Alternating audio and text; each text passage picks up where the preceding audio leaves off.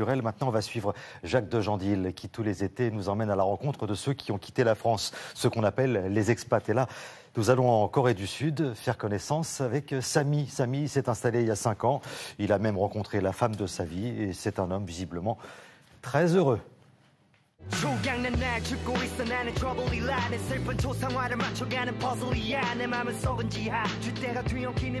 J'ai rencontré beaucoup de Coréens parce que j'habitais à Londres avant et ils m'ont poussé à venir ici. Et après quelques jours, je suis tombé amoureux de la ville. Et j'étais venu pour 2 semaines, maintenant ça fait 5 ans. 안녕. 조금 괜찮아요. Alors j'ai pris des cours de coréen parce que je pense que c'est essentiel de pouvoir parler la langue. Même si c'est vrai que c'est pas facile. Ça a été un combat. Bon, heureusement qu'il y a ma femme qui m'aide beaucoup avec la langue coréenne. Depuis que je l'ai rencontrée, mon niveau a vraiment progressé. J'ai eu un parcours assez atypique. La plupart des gens sont professeurs de français ou d'anglais. Moi, j'ai eu la chance de rencontrer quelqu'un un jour dans un bar, complètement par hasard, qui m'a proposé de faire une audition pour un show télé. Et là, ça a été le début d'une petite aventure en Corée du Sud.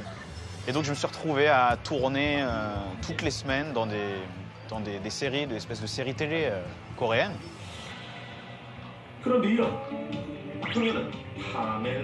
Les gens commençaient à me reconnaître dans la rue et c'est devenu mon activité principale. Et c'est vrai que ça a changé ma vie en Corée.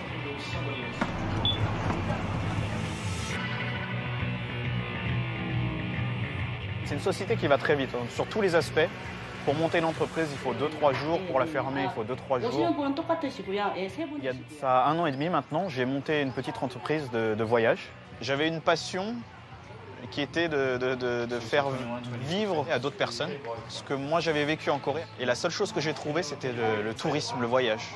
Pour moi, c'est vraiment le boulot de rêve puisque je suis tombé amoureux de ce pays.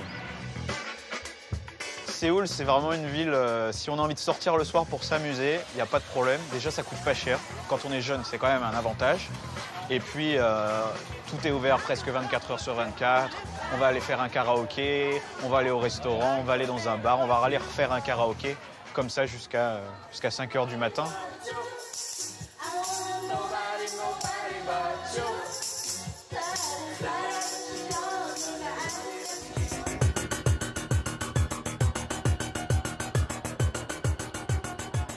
En Corée, c'est vrai que les gens travaillent énormément.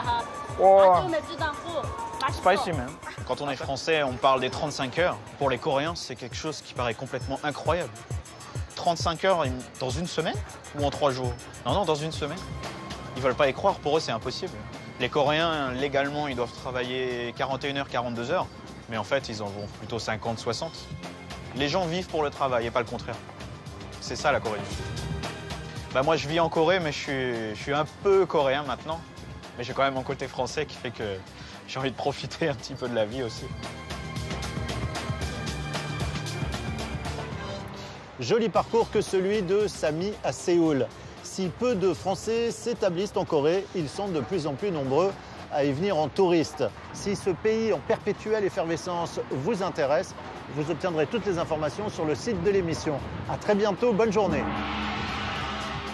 Merci beaucoup Jacques. 50 heures de travail, hein, ça fait réfléchir. Hein.